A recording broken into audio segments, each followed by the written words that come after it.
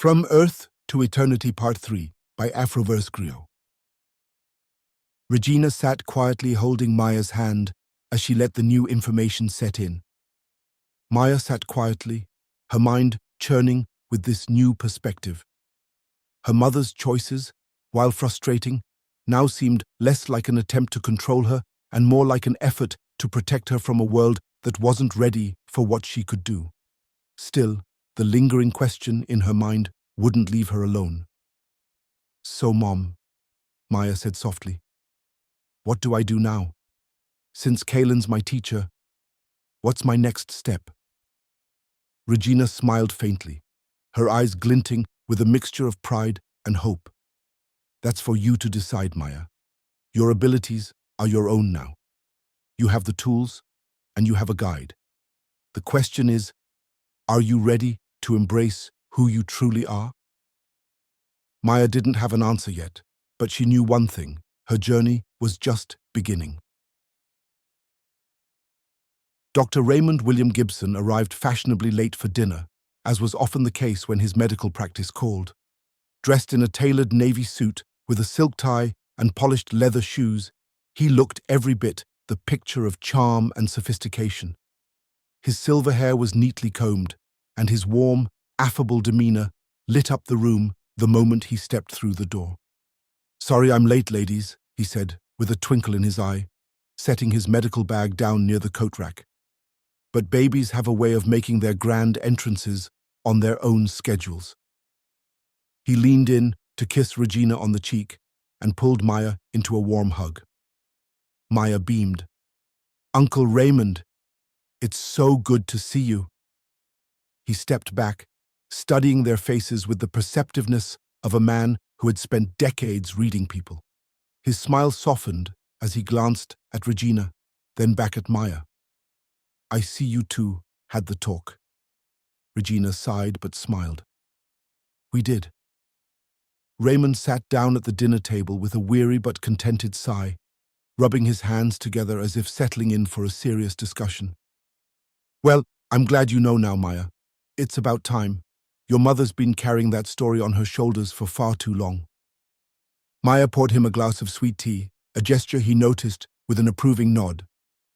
"Uncle Raymond, I've been dying to ask, what did you think when you first found out Mom was pregnant with me?" He chuckled, the deep, resonant sound filling the room. "Oh, I thought your mother had lost her mind. For a moment, I was convinced she was running from a stalker or an abusive ex." Regina was acting like someone was breathing down her neck, making these quick, decisive moves, quitting her job, selling her house, leaving the city, heading straight back to Lane. It was all very out of character. Regina rolled her eyes playfully. "I wasn't that dramatic." "You were," Raymond countered, grinning. "But once I found out you were pregnant, I'll admit I was relieved. Pregnancy I could handle. It wasn't easy, but at least it wasn't the worst-case scenario I'd cooked up in my head. If I'd found out someone was harming you, Regina, I was ready to throw up hands, old-school style. You know I don't abide anyone putting their hands on a woman."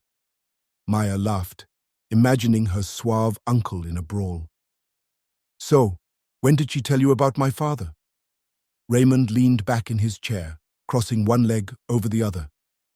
"Oh, that's where it gets interesting. When I asked her about the father, Regina said it was an alien. Naturally, I thought she meant someone from another country, an undocumented immigrant, maybe. But then she clarified, and, well," he trailed off, his eyes twinkling with humor. "You didn't believe her, did you?" Maya guessed. "Of course not," Raymond admitted, laughing. "At first, I thought she was joking, or maybe just stressed out from the pregnancy. But then one day, I came by her house unannounced, and what do I see? Brooms and mops cleaning the floor by themselves. It was a real-life Sorcerer's Apprentice moment. I stood there, like a fool, blinking, thinking I'd gone crazy. But the kicker was when I asked for a glass of iced tea, and one floated to me, perfectly sweetened. That's when I knew Regina wasn't pulling my leg." Regina smirked. "I told you it wasn't a joke." Raymond nodded, his expression turning serious. "Even then, I was worried. How would the baby look? What would be the long-term effects of Regina's intimate encounter with an extraterrestrial? How long would the pregnancy last? And most importantly, who could we trust to help care for you, Maya, without spilling the beans about your origins? Maya tilted her head, curiosity evident in her eyes. How did you manage all of that? Raymond smiled fondly. Your mother and I pulled every string we could. I called in favors to get you a full medical workup after you were born. Discreetly, of course. Most of the lab work was done right in Regina's laboratory to keep things private. And I even went back to earn continuing education units in hematology to understand your unique biology better. You'd be surprised how much you can learn when the stakes are personal. Maya's eyes softened as she reached out to touch her uncle's hand. Thank you for all of that, Uncle Raymond. I had no idea you did so much for us. Of course I did, he said, his voice warm. You and your mother are family. It's what we do for each other. And, truth be told, I wouldn't trade any of it. You've grown into an incredible young woman, Maya. Your father may have given you those abilities, but everything else, that's all you and your mother. Regina chimed in. Don't forget yourself, Uncle Ray. You've been a great father, uncle to us both. Maya and Regina grabbed one of each of his hands. Raymond felt himself become a bit misty-eyed, looking at the young women that he loved and helped raise. The room fell quiet for a moment, the weight of their words settling in. Then, with a sly grin, he added, Now, what's for dinner? Because I'm starving, and I didn't battle a colicky newborn just to sit here and reminisce on an empty stomach. Laughter erupted around the table as the conversation turned light again, but Maya couldn't help feeling a deep gratitude for the man who had been a silent pillar of support through it all. Back on Altheria, Kalen sat at his command console, finalizing the arrangements for his leave. The information about Maya's lineage had been a revelation, and knowing she was the daughter of the king of Altheria gave him both urgency and caution. This wasn't a matter he could approach casually. It required precision and discretion. As a commander of a science vessel, Kalen had enjoyed a storied career, making countless discoveries that had benefited Altheria. While galactic credits weren't used within Altheria, where resources were shared freely, his missions often earned him substantial credits, valuable for intergalactic travel and transactions. Over the years, Kalen had accumulated enough to purchase his own personal space vessel equipped with advanced cloaking technology, hyperdrive capabilities, and a crew of highly intelligent droids to assist him. He preferred live co-pilots who could think creatively in a crisis, but this trip needed to stay under the radar. The fewer beings involved, the better. Just as he was about to launch, his console pinged. His mother's face appeared on the visual communicator, her piercing silver eyes locking onto his. She was regal and composed, her features framed by the soft luminescence of Altherian light. Kalen, she said warmly, though her tone carried a note of curiosity. I was hoping to confirm that you'll be attending the next family gathering. Your siblings are expecting you, as am I. Kalen hesitated, his fingers hovering over the console. Something has come up, Mother.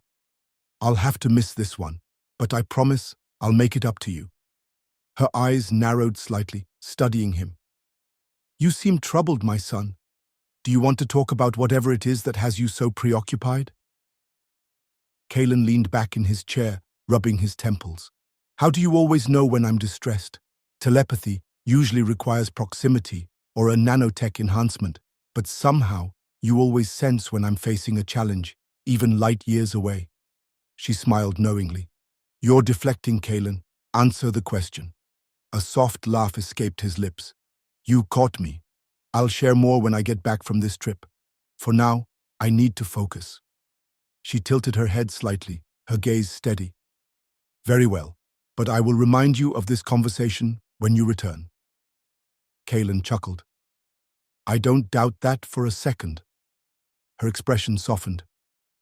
Remember, Kalen, you are never alone in facing your challenges. Your family is always here to support you, no matter what you are dealing with. Her words lingered in his mind even after the communicator disconnected. Kalen sat quietly for a moment, the hum of the ship's systems filling the silence. His mother's unwavering intuition had always been a comfort, even when he didn't fully understand it.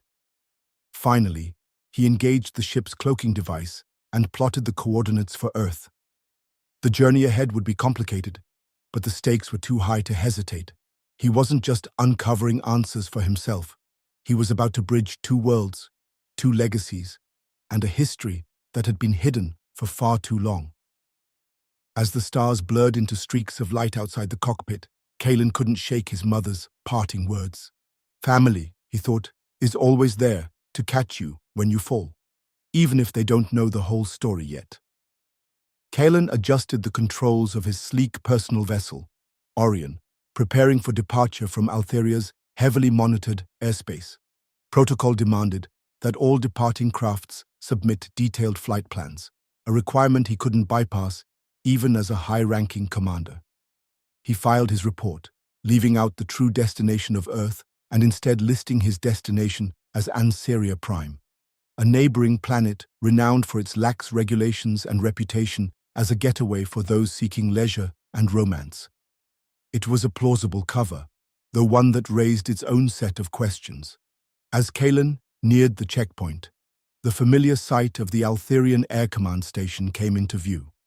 A transmission pinged his console, and the voice of Officer Harren filled the cockpit. "Commander Kalen, your flight plan has been received. Proceed to Docking Bay 3 for inspection." Kalen acknowledged the command and smoothly guided Orion into the designated bay. He stepped out to greet the inspection team, his uniform pristine, his demeanor calm.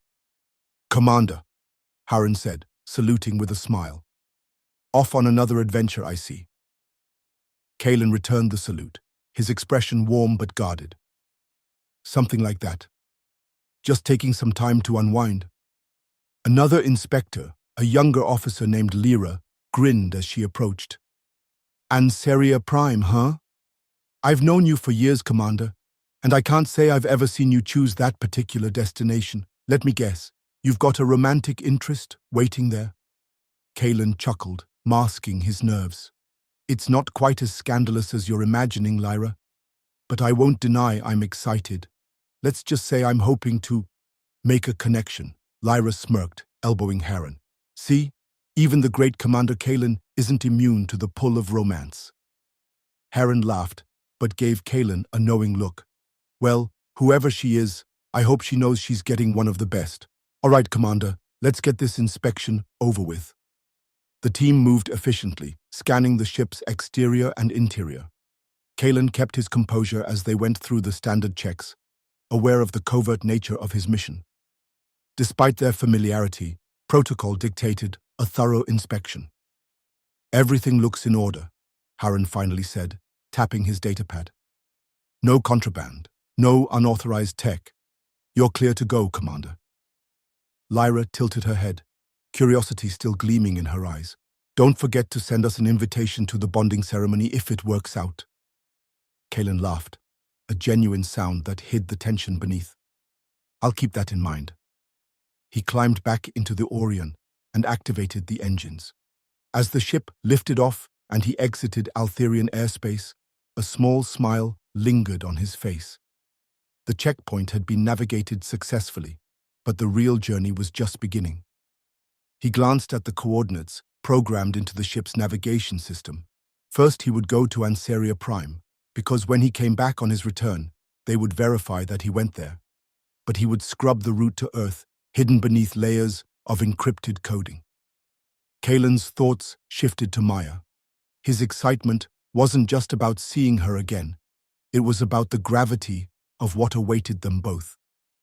As the stars stretched into streaks of light with the activation of the hyperdrive, Kalen exhaled a breath he hadn't realized he was holding. Ancestry Prime might have been the excuse, but Earth is his destination, and Maya is the reason. As Kalen entered Earth's aerospace through the Bermuda Triangle's hidden space gate, his ship automatically cloaked and activated stealth mode. The maneuver ensured his presence would remain undetected by Earth's military air traffic control systems or any other extraterrestrial species that might be observing the planet. Kalen's years of experience navigating covertly made him hyper-aware of Earth's peculiarities, especially its government's fascination with reverse engineering alien technology. He mused on how humanity's advancements often came from such clandestine dealings, sometimes involving experiments with the populace, an uncomfortable but common theme across many developing civilizations. As Kalen's ship glided silently through the sky toward Maya's hometown in South Carolina, a realization struck him. The dimensional ping from the area, a marker he had once detected, had been the reason he parked his science vessel near her home originally. It dawned on him that the dimensional node, likely installed by Maya's father, would need an upgrade to remain effective. Altherian technology was advanced, but Earth's governments had grown more adept at detecting and adapting to extraterrestrial frequencies over the past few decades. The thing about this node was that it would only become activated with Altherian technology. He decided to investigate the node before heading to Maya's house. As he approached her neighborhood, he felt the subtle, unmistakable warmth of her block of thoughts, a mental transmission so familiar and uniquely hers. She was with her mother and granduncle, and the vibe she sent him was both endearing and amusing. "It's a meet-the-family situation," her thoughts conveyed, laced with affection and a touch of humor. "They're checking you out, seeing if you're good people. Oh, and they want to know about my dad." Kalen smiled to himself, feeling a rush of anticipation and calm. He adjusted his ship's landing just outside the edge of town, where he had parked before. As his ship gently touched down, his uniform shifted seamlessly into an outfit appropriate for the humid, late summer weather in South Carolina: relaxed jeans, a plain black t-shirt, and sturdy boots. A low hum followed him as he disembarked, duffel bag in hand, before his ship recloaked and disappeared from sight. Before heading to Maya's house, Kalen scanned for the dimensional node. It didn't take long to find. It was tucked away in a discreet spot just beyond the clearing where he'd landed. Sure enough, the node was exactly as he suspected: old, Altherian in design, and likely installed by Maya's father 45 Earth years ago. It was still functional, but outdated compared to current stealth technology. If left untouched, it might eventually attract unwanted attention. Kalen quickly deactivated the node, carefully removing it and replacing it with an upgraded model from his ship.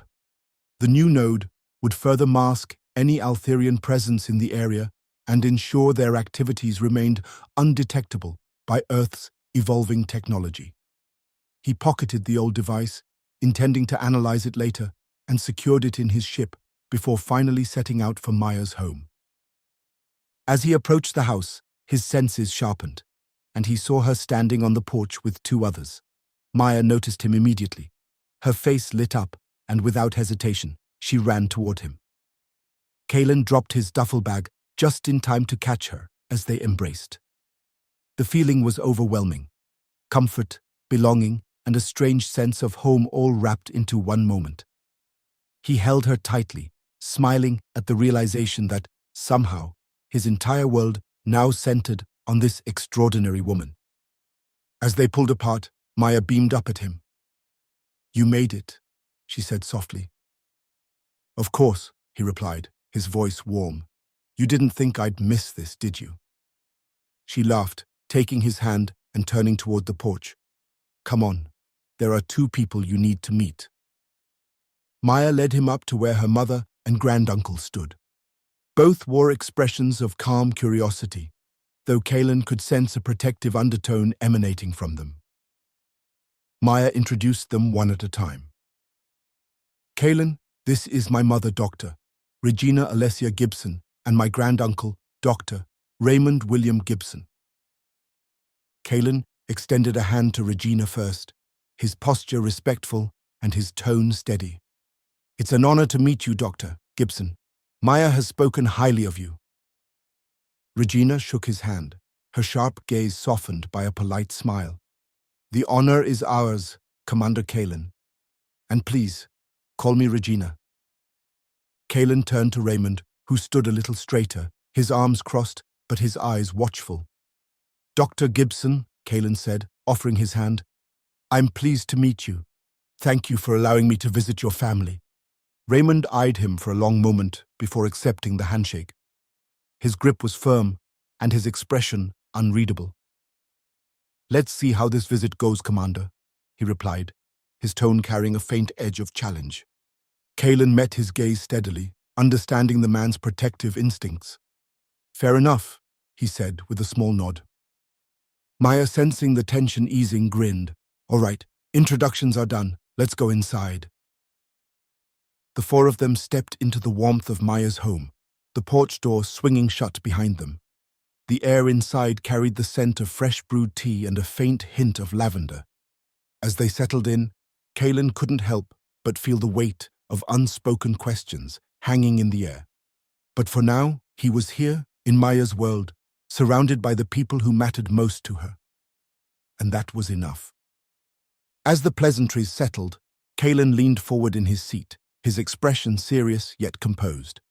His piercing eyes moved between Maya, Regina, and Raymond, ensuring he had their full attention before he began. "I want to share with you something of great importance," Kalen said, his voice steady and clear. "After I learned about Maya's heritage, I decided to take additional measures to uncover more about her father's identity. Through channels outside the conventional Altherian systems, methods that are discreet but reliable, I discovered something extraordinary. Maya, you are the direct descendant of the King of Altheria." The room fell into a stunned silence, each person processing the weight of his words. Maya blinked, her mind racing, while Regina's hand unconsciously tightened on her chair. Raymond, ever the skeptic, leaned back with his arms crossed, his sharp gaze fixed on Kalen. Kalen continued, "At the time your mother met him, Maya, your father was not yet the king. He was the crown prince of Altheria. The details of what I'm about to share aren't widely known even among the Altherian populace. However, my grandmother, who served as an ambassador to the Altherian Council, shared enough for me to piece this together." He paused briefly, letting the gravity of his next words sink in. The Crown Prince was sent on a diplomatic mission to neighboring planets, a routine task for someone of his station. But during that mission, someone on his security detail betrayed him. He disappeared for over 6 months, and while the official story is vague, it's widely believed he was sold into slavery by those who betrayed him. Speculation ran wild about what he endured during that time.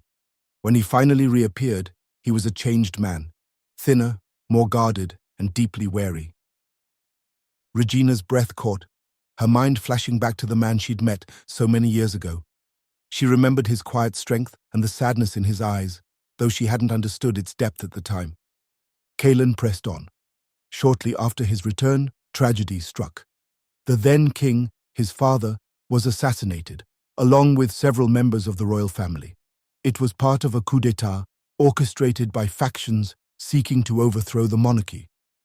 The crown prince quickly realized that he and the remaining loyal family members were being targeted.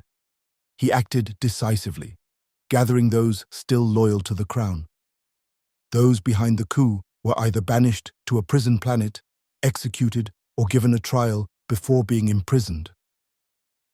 Raymond's skeptical expression shifted slightly as he listened. "And the prince?" he asked gruffly. "What happened to him?" Kalen inclined his head. He became king, but his experiences left a permanent mark. While he is regarded as a fair and just ruler, he is fiercely protective of his family. He replaced his entire security detail and dismissed the royal advisor responsible for hiring them. His reign has been stable since, but his mistrust runs deep. Maya, who had been listening intently, finally spoke. "Does he know about me?" she asked, her voice a mix of curiosity and apprehension. Kalen hesitated for a moment before answering. "My honest opinion? No, he doesn't. The circumstances of your mother's encounter with him were likely overshadowed by the chaos of that time. However, that may change soon. Why? Regina asked, her voice quiet but insistent. Kalen met her gaze. Although I used outside channels to confirm Maya's DNA, even the most secure systems can attract attention.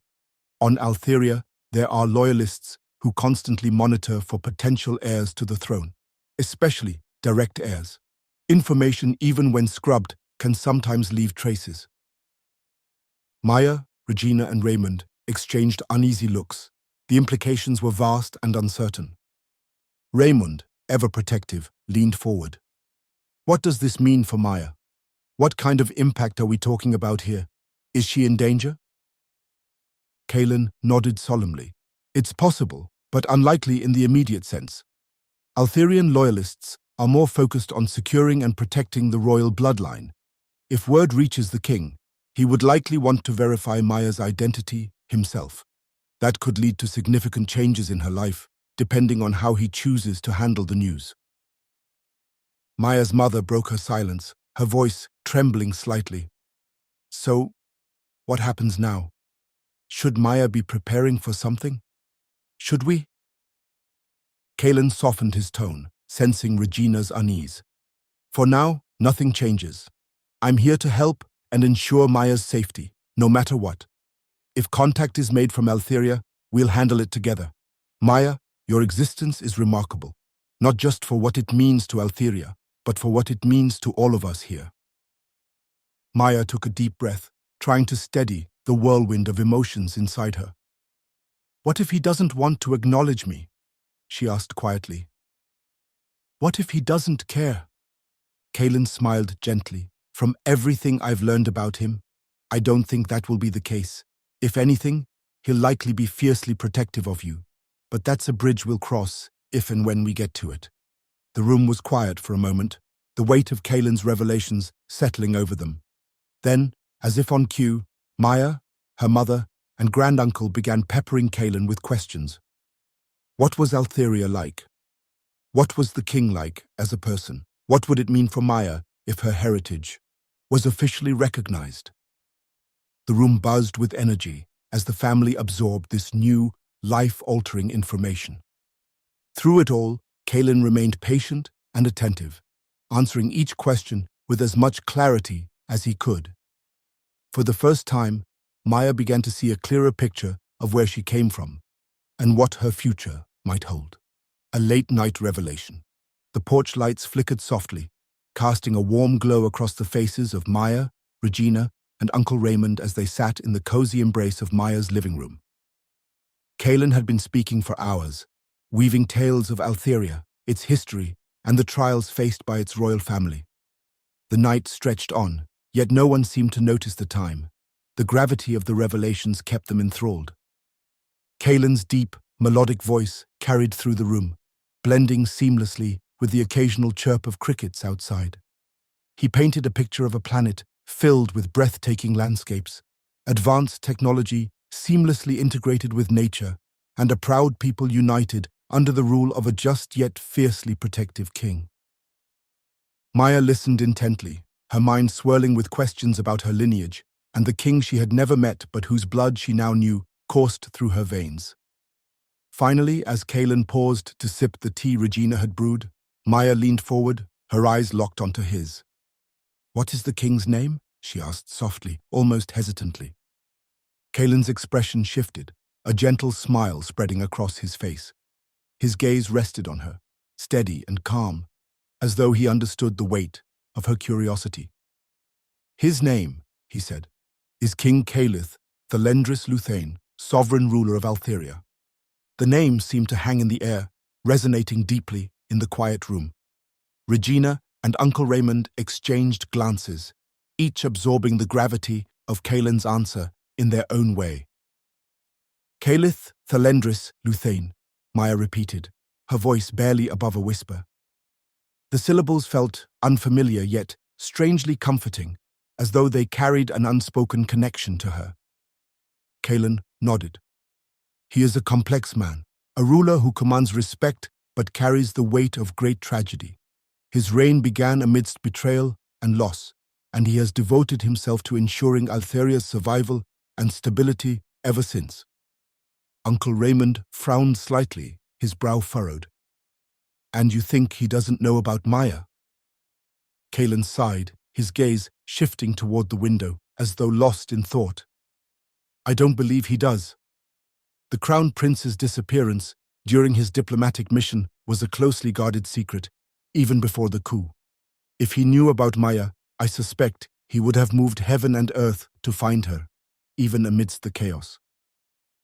Regina's voice, calm yet laced with a mother's protective edge, broke the silence. And now that you've tested her DNA through outside channels, what happens if someone else connects the dots? Kalen met her eyes, his expression serious. That is a possibility. Altheria's loyalists are vigilant when it comes to safeguarding the royal bloodline. But you should know this. If it becomes known that Maya is his daughter, she will have powerful allies. The king's love for his family is boundless, and his reach extends far. Maya's thoughts swirled.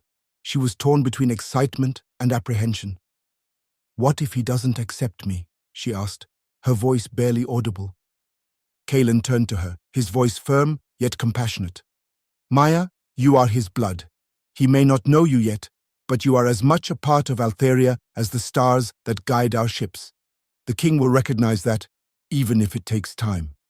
The room fell silent again, each of them lost in their thoughts. Regina reached out and gently squeezed Maya's hand, offering silent reassurance. Uncle Raymond leaned back in his chair, his gaze still sharp but softened by contemplation. Finally, Maya broke the silence. Thank you, Kalen, she said, her voice steady despite the emotions swirling within her. For telling me the truth, for helping me understand. Kalen inclined his head slightly, his expression warm. It is my honor, Maya. You deserve to know who you are and where you come from. As the night wore on, they continued to talk, the bond between them growing stronger with each word shared. The name, Calith Thalendris Luthane, echoed in Maya's mind, a reminder of the path she was now embarking on, a journey of discovery, connection, and the strength that comes from knowing one's origins. A moment of solitude. Regina stepped out onto the back porch, the night air cool against her skin.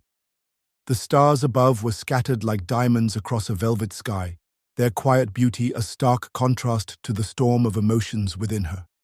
She needed this moment to herself, to sift through everything Kalen had revealed and the tangled feelings that followed. She was happy, relieved even, that Maya finally had answers. Answers about her origins, her father, and the extraordinary lineage that tied her to a distant world. Yet, buried beneath the relief was a lingering ache Regina couldn't quite shake. Did Calith ever plan on coming back? The question circled her mind like a stubborn shadow. She told herself it was foolish to even ask. His actions, or lack thereof, seemed to answer that question definitively. He had disappeared, leaving her to carry the weight of everything alone, her pregnancy, the questions, the fear of the unknown. Still, the thought wouldn't leave her. Regina wrapped her arms around herself, her gaze fixed on the dark horizon. Why did I ever hope? She wondered bitterly. Why am I still hoping? Her thoughts were so loud, so raw, that she didn't notice Kalen approaching until he gently touched her shoulder. She turned to find him standing there, his expression thoughtful, his presence grounding. Regina, he said softly, before I came here, something dawned on me. She blinked at him, startled. What is it? He hesitated for a moment, as though carefully choosing his words. One of the reasons I came to this area, the precise location of your home, is because I detected a dimensional ping. Dimensional pings are beacons Altherian ships use to signal that a location is safe to land. They're not permanent. They require maintenance and are only activated under specific circumstances. Regina tilted her head, her curiosity piqued despite herself. And?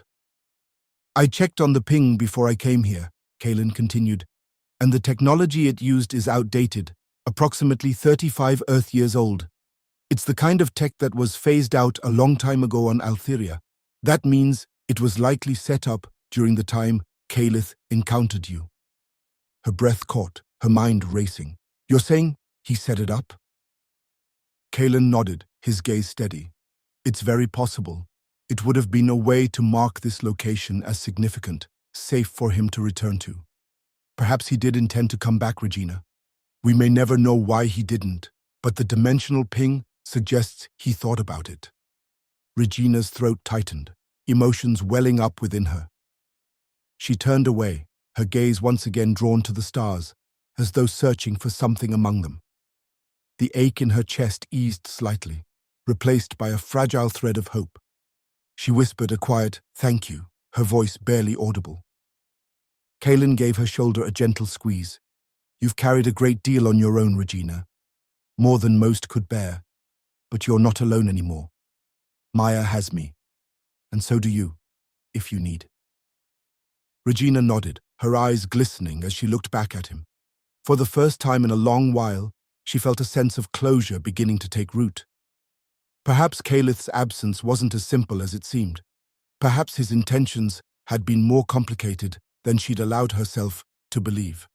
And perhaps, just perhaps, she could finally let go of the unanswered questions and find peace in the life she'd built. With Maya, with Raymond, and now with the quiet strength of Kalen's presence. If you've enjoyed this story, like, comment, and subscribe for more adventures with the Afroverse Griot.